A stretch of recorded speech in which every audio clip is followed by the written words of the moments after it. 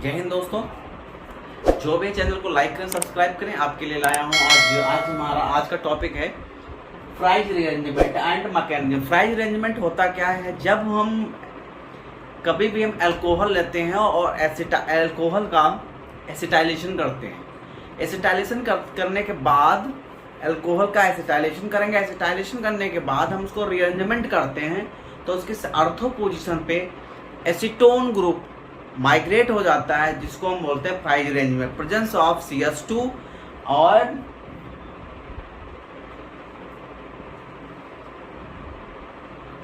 Anhydrous aluminium chloride present.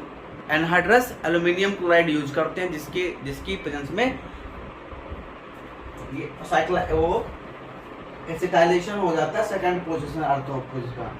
The acetyl group of benzoyl migrate from the phenolic oxygen atom। acetyl group पहले migrate करता है, तो पहले price arrangement करने के लिए क्या करते हैं? फिनॉल लेते हैं। फिनॉल का हम एसिटाइलेशन करते हैं। कैसे करेंगे? एस्टिक एनहाइड्राइड यूज करेंगे। क्या यूज करेंगे? एस्टिक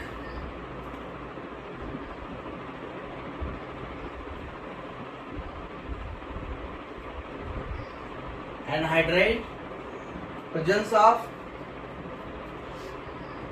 या तो हम कंसंट्रेटेड सल्फ्यूरिक एसिड यूज करें, एसिडिक कैटालाइज करें, आर या तो यहां पे हम सोडियम एसीटेट यूज करें।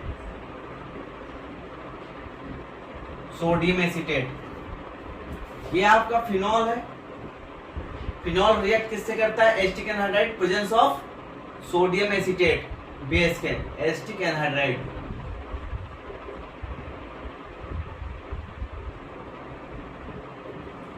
एस्टिक एनहाइड्राइड लेते हैं, कंसंट्रेट सल्फ्यूरिक एसिड कैटालिटिक डाल के हम इसको हीट कर देंगे, तो एसिटाइलेशन होगा था। या तो सोडियम एसीटेट 1 इक्विवेलेंट यूज करेंगे, तो हमारा एसिटाइलेशन हो जाएगा हीट करने पे। तो क्या बन जाएगा?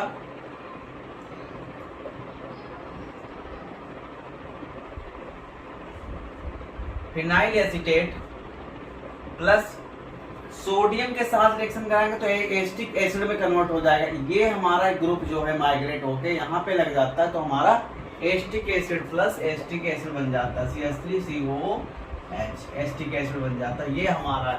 अब इसकी मैकेनिज्म देख लो कैसे करते हैं, साथ ही मैकेनिज्म भी देख लो। मैकेनिज्म कहते हैं हम फिनॉल लेते हैं, यूज क्या कर रहे हैं? Asterisk anhydride CH3 CO oxygen CO CH3।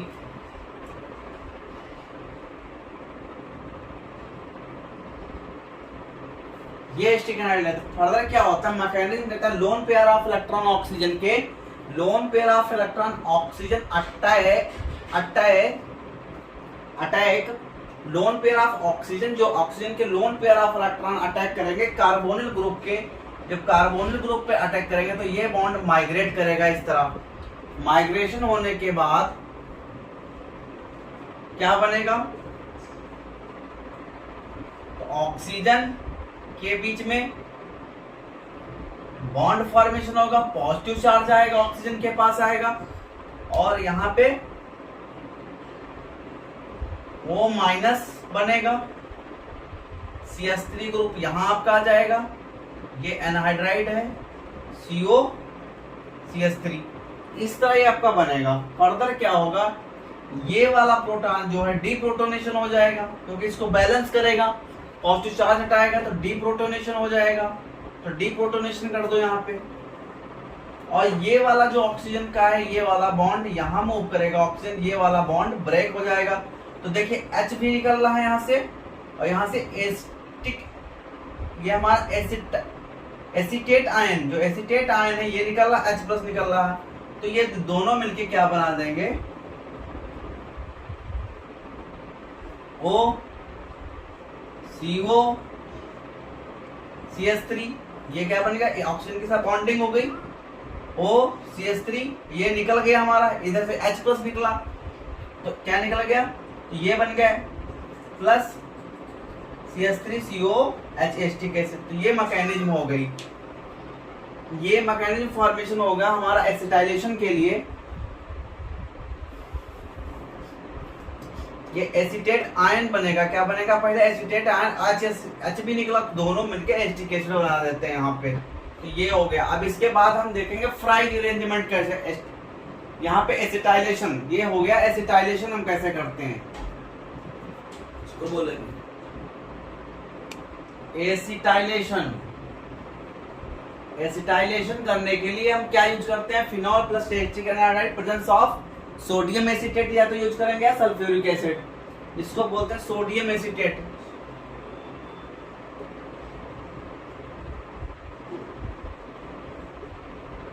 Sodium acetate के साथ डाल के तो हमारा एस्टिक, ये हमारी मैकेनिज्म हो गई। ऑक्सीजन के लोन पे आप इलेक्ट्रॉन अटैक करेंगे कार्बोनिल ग्रुप पे, निगेटिव चार्ज मूव करेगा, आयन बनेगा, ये O माइनस बनेगा। ऑक्सीजन पे कौन सा, जब कोई किसी को डोनेट करता है, यदि आप किसी को पैसा देते हो उधार, तो आपके पास कमी होगी, तो आप डिफिशिएंट बनोगे, तो ये इलेक्ट्रॉन डिफिशिएंट सेंटर हो गया, ये इलेक्ट्रॉन रिच सेंटर हो गया। इलेक्ट्रॉन रिच सेंटर फिर से अपने आप को बैलेंस करेगा, कहीं ना कहीं तो अर्निंग करेगा हो, तो अर्निंग करने के लिए या तो पढ़ाएगा या कहीं से पढ़ाने से या कहीं नौकरी करेगा, वहां से परचेज करेगा, मंथली जो भी इनकम होगी उसे परचेज करके ये अपने आप को बैलेंस करेगा देने के बाद, उधार देने के बाद।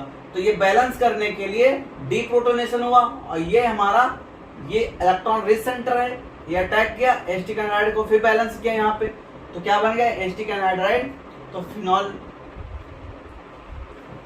तो ये बोलेगा फिनॉक्सी एसीटेट, फिनॉक्सी एसीटेट, ये हमारा बन गया फिनॉक्सी एसीटेट। अब इसमें हम प्राइस अरेंजमेंट करेंगे, हम कैसे करते हैं price arrangement, presence of when the phenoxy acetate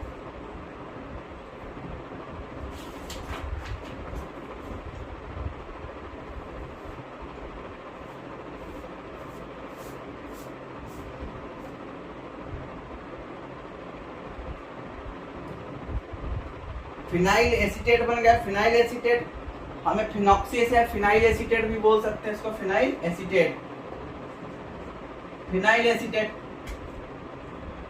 phenyl acetate when presence of carbon disulfide anhydrous aluminium get formation of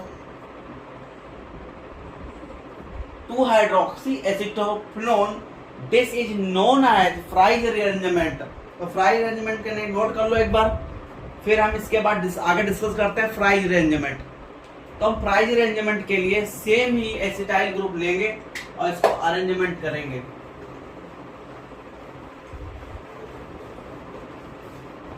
rearrangement करते कैसे करते हैं देखिए,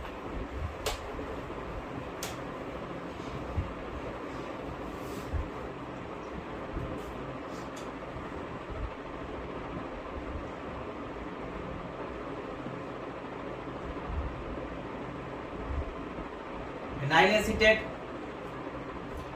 प्रेजेंस ऑफ एल्यूमिनियम क्लोराइड और कार्बन डाइसल्फाइड, हीट करते हैं तो कंपाउंड क्या फॉर्मेशन होता है, phenyl acetate,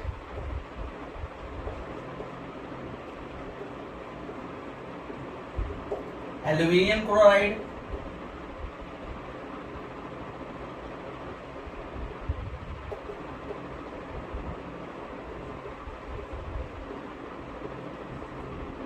aluminium chloride, carbon disulphide,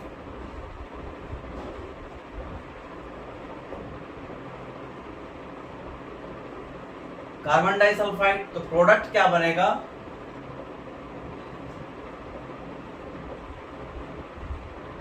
2-हाइड्रोक्सी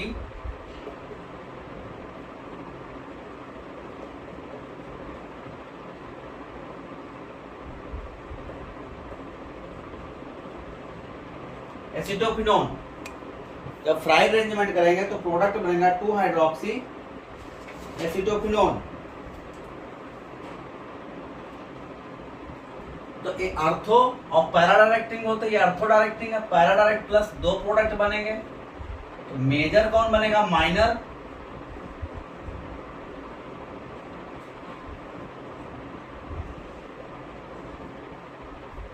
two hydroxy, ये 4 हाइड्रोक्सी एसिटोफिनोन हो जाएगा, यहाँ पे 4 hydroxy similar acetophenone.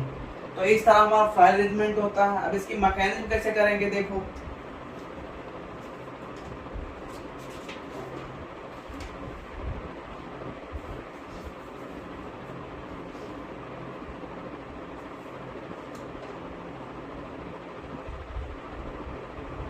O CO CH3 aluminium chloride.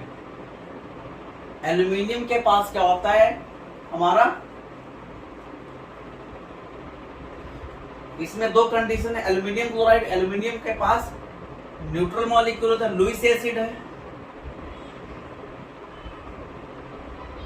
Lewis acid का बिहेव करेगा, तो लोन पेयर ऑफ ऑक्सीजन जो एल्यूमिनियम क्लोराइड के साथ बाइंडिंग होंगे, जब बाइंडिंग होंगे तो क्या बनेगा, O Al Cl3 positive charge आएगा प्लस CO CH3। फर्दर क्या होगा, ये वाला जो प्रोटॉन है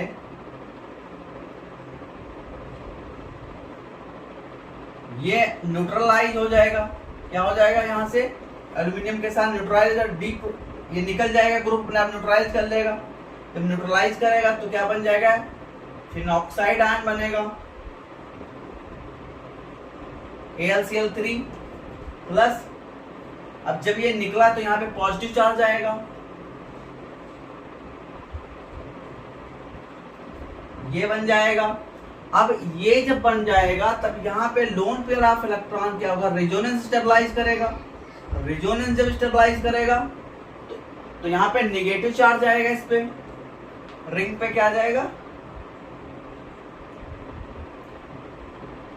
ऑक्सीजन पर पॉजिटिव चार्ज AlCl3, ये अब ये जब नेगेटिव चार्ज आ जाएगा तो ये वाला जो हमारा कार्बोनिल ग्रुप निकला है पॉजिटिव पार्ट बनके इस पे ये अटैक कर देगा, ये अटैक करेगा तो इसके साथ बॉन्डिंग होगी, जब बॉन्डिंग होगी तो क्या बन जाएगा, COCH3। ये प्रोटॉन यहाँ पे अवेलेबल है, एक तो यहाँ अवेलेबल है, OlCl3 पॉजिटिव चार्ज, और ये इस तरह बन जाएगा। दूसरा आर्थो पैरा डायरेक्टिंग, फिर इसका रेजोनेंस स्टेबलाइजेशन स्ट्रक्चर देखो, जब इसका अगला रेजोनेंस स्टेबलाइजेशन स्ट्रक्चर बनेगा इसी में, तो ये निगेटिव पार्ट यहाँ मूव करेगा और ये वाला पार्ट यहाँ मूव करेगा, तो अगला क्या बन जाएगा, ये तो यहाँ पर अटैक कर दिया तो इसके साथ अलग ये कंपाउंड बन जाएगा, तो इसका आप पहले इसका देख लो। फिर यहाँ से क्या होगा, डी प्रोटोनेशन होगा, डी प्रोटोनेशन, ये फर्दर क्या करेगा, ये यहाँ पे अपने आप को स्टेबलाइज करेगा बॉन्ड में, और ये बॉन्ड ऐसे और AlCl3 फिर से निकल जाएगा, तो क्या बन जाएगा, COCH3 प्लस ये, तो 2 हाइड्रोक्सी एसिटोफिनोन बन गया, ये बन गया 2 हाइड्रोक्सी एसिटोफिनोन।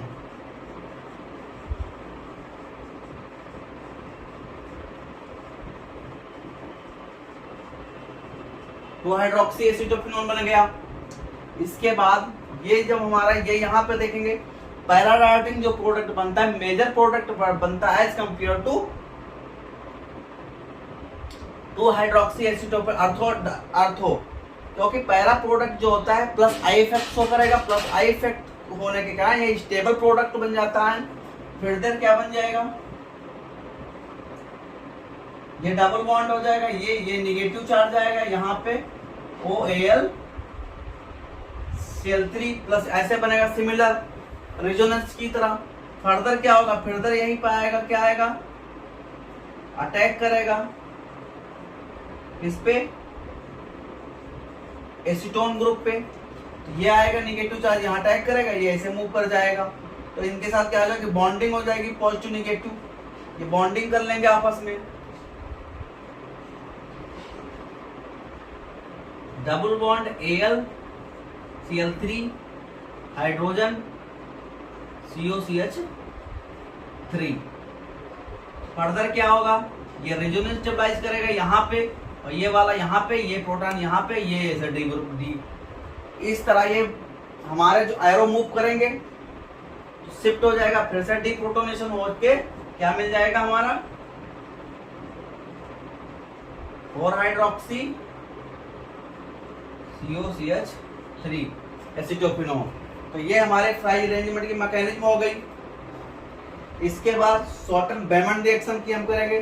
तो शॉर्टन बेमन क्या होता है, हम हाइड्रोक्सिफिनॉल से लेते हैं, फिनॉल पे एसिटाइल क्लोराइड यूज करते हैं, प्रेजेंस ऑफ लुइस एसिड की प्रेजेंस में रिएक्शन कराते हैं, या सोडियम हाइड्रोक्साइड बेस लेके भी रिएक्शन कराते हैं सोडियम हाइड्रोक्साइड के साथ।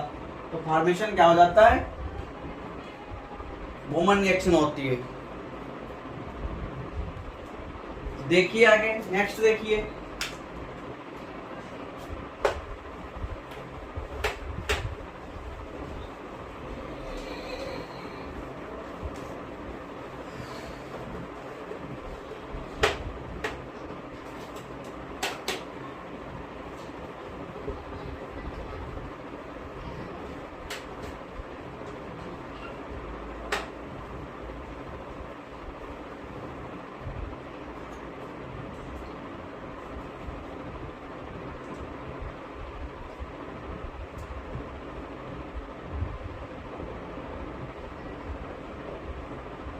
शॉर्टन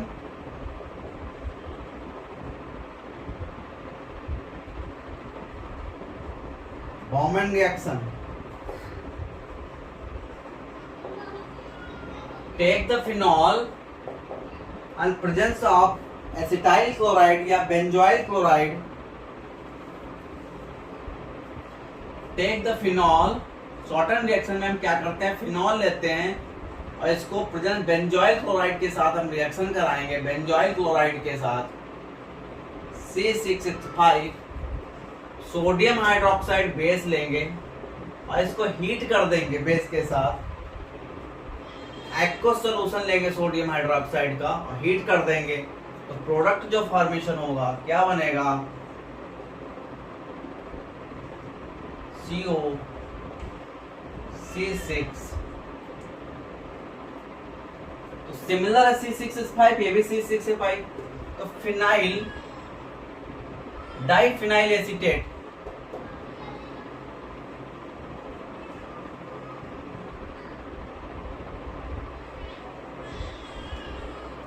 डाइफिनाइल या फिनाइल बेंजोएट, ऐसे फिनाइल बेंजोएट नाम हो जाएगा फिनाइल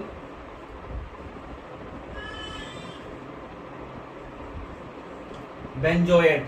तो ये फ्राइज अरेंजमेंट हो जाता है, ये sorry Schotten Baumann reaction. Schotten Baumann reaction हो जा तो when the phenol react with the benzoyl chloride in presence of sodium aqueous sodium hydroxide to formation of phenyl benzoate।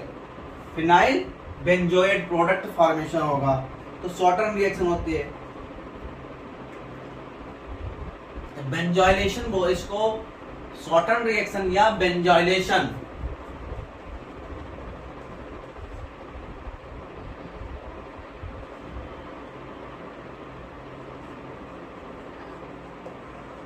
Benzoylation, benzoylation, benzoylation reaction भी बोलते हैं इसको। जब phenol react करता है किसी PCl5 से, तब क्या प्रोडक्ट बनता है, phenol react with PCl5 to formation of chlorobenzene.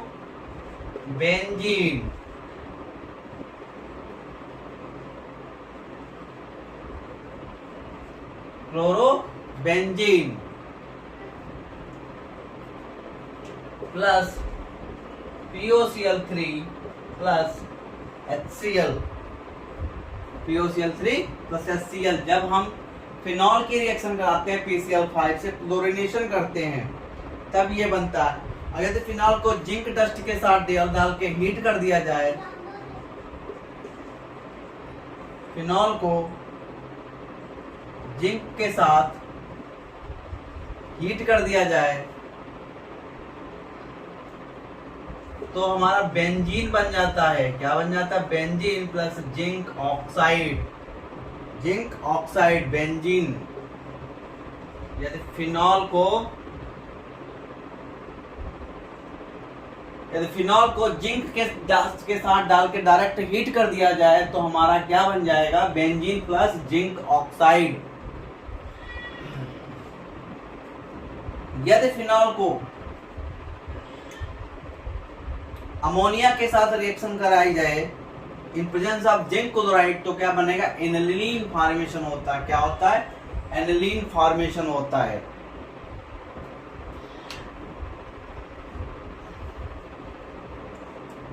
Reaction with PCl3,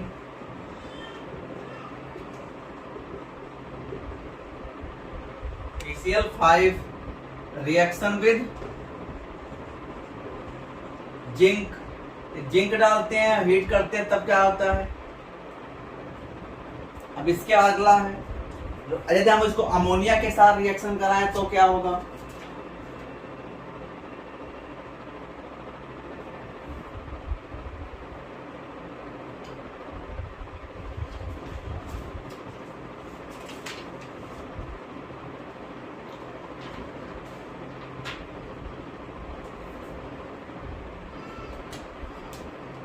देखिए आगे, यदि हम फिनॉल को किसके साथ रिएक्शन कराएं? जिंक के साथ, sorry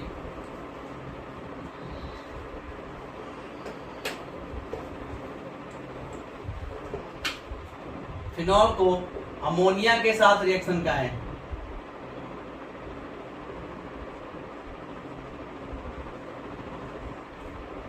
phenol react with ammonia, तब प्रोडक्ट क्या बनेगा?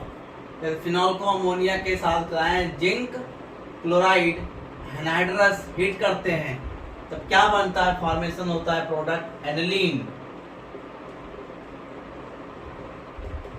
एनिलीन प्रोडक्ट फॉर्मेशन होगा आपका, और प्लस वाटर 573 केल्विन पे, लगभग अराउंड 273 मतलब 200 डिग्री पे या 300 डिग्री पे इसको हीट करते हो। कितने डिग्री पे? 300 डिग्री प्रेशर में फिनॉल को अमोनिया डाल के 300 डिग्री पे हीट करते हो तो हमारा एनिलीन प्रोडक्ट फॉर्मेशन होता है। अब hydrogenation electrophilic aromatic substitution ortho para directing, ortho para यदि हम ब्रोमिनेशन करते हैं फिनॉल का, हाइड्रोजनेशन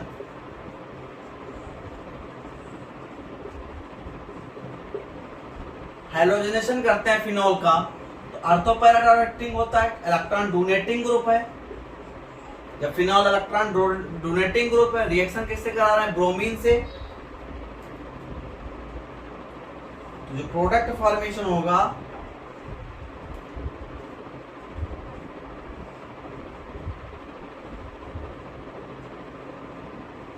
थ्री इक्विवेलेंट डाल रहे हैं, 3 इक्विवेलेंट ब्रोमीन,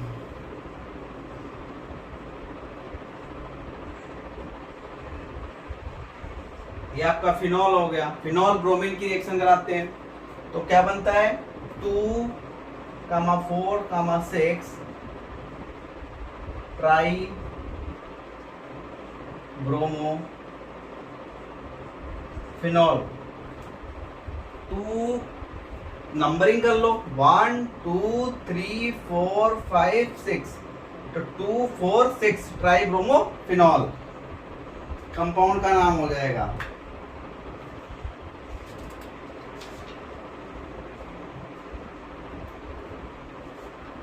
यदि हम इसका ब्रोमिनेशन कराते हैं CH2 में, किसमें कराते हैं? CH2 में, तो अर्थोपैरा डायरेक्टिंग प्रोडक्ट बनेगा CH2 के साथ। Phenol react with bromine in presence of CH2 carbon disulphide use करते हैं तो हमारा जो प्रोडक्ट बनता है वो क्या बनता है? फिनॉल को ब्रोमीन के साथ रिएक्शन कराते हैं, किसकी प्रेजेंस में? CH2 की प्रेजेंस में कराते हैं कार्बन डाइसल्फाइड की, तो हमारा कौन सा प्रोडक्ट बनेगा? Ortho para directive. पहले ऑर्थो ब्रोमोफिनॉल और सेकंड बनेगा पैरा ब्रोमोफिनॉल, यदि हम CH2 के साथ प्रेजेंस में रिएक्शन कराते हैं तो ये बनेगा पैरा ब्रोमोफिनॉल।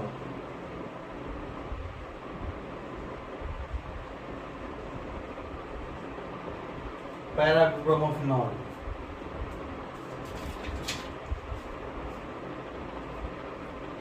अब इसका हम सल्फोनेशन करते हैं। यदि रूम टेम्परेचर पर रिएक्शन कराएंगे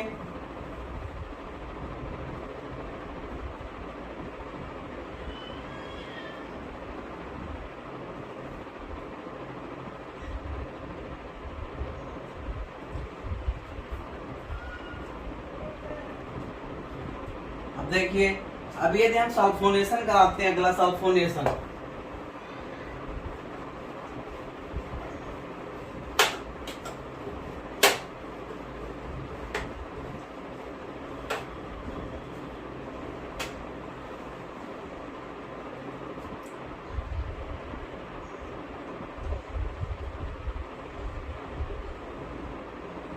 सल्फोनेशन कराते हैं, किसका कराते हैं? फिनॉल का। तो दो कंडीशन है, यदि यहाँ पे हम सल्फ्यूरिक एसिड डालते हैं H2SO4 और यहाँ पे H2SO4 डालते हैं, यदि इसे हम रूम टेम्परेचर पे करते हैं, नॉर्मल टेम्परेचर तो डाल के बस स्टीयरिंग छोड़ देंगे, तो उस टाइम हमारा जो प्रोडक्ट बनेगा थर्मोडायफिनॉल SO3H। और यदि यहाँ पे डाल के हम हीट कर देंगे सल्फ्यूरिक एसिड डाल के, तो हमारा पैरा डायरेक्टिंग प्रोडक्ट बनेगा ये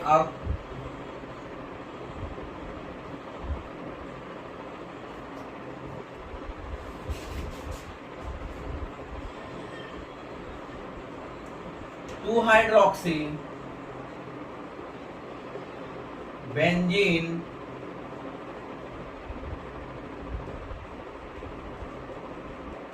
sulphonic acid.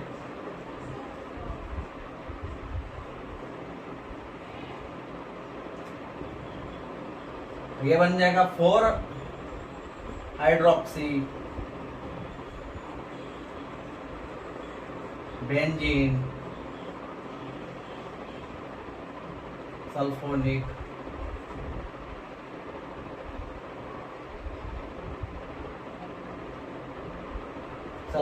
Acid, 4 hydroxy benzene sulphonic acid.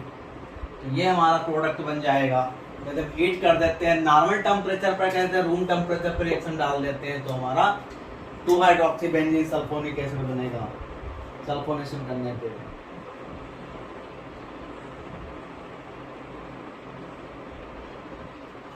यदि हम यही सल्फोनेशन में दोनों में, यदि हम सल्फोनेशन कर रहे हैं, दोनों में क्या कर दें? नाइट्रेशन कर दें, H2SO4 प्लस HNO3 ऐड कर देते हैं, तब प्रोडक्ट क्या फॉर्मेशन होगा? 2,4 NO2 NO2 और NO2। तो ये प्रोडक्ट हमारा फॉर्मेशन हो जाएगा। इसका नाम क्या हो जाएगा? इसका नाम हो जाएगा 2,4,6 tri nitro phenol. 2,4,6 tri nitro phenol product formation हो जाएगा। यदि इसको हम डाल के इसी में सल्फोनेशन में नाइट्रिक एसिड डाल के हीट कर देते हैं, तो जिसको बोलते हैं पिक्रिक एसिड, इसका नाम होता है पिक्रिक एसिड। यहाँ पे हीट कर देंगे सल्फ्यूरिक नाइट्रिक एसिड डाल के, जिसका नाम हो जाएगा picric acid.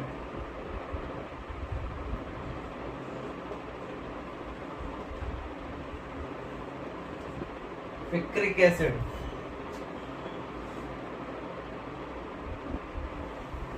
Two 4,6 trinitrophenol को पिक्रिक एसिड बोलते हैं। अब ये जब नाइट्रेशन करते हैं फिनॉल का,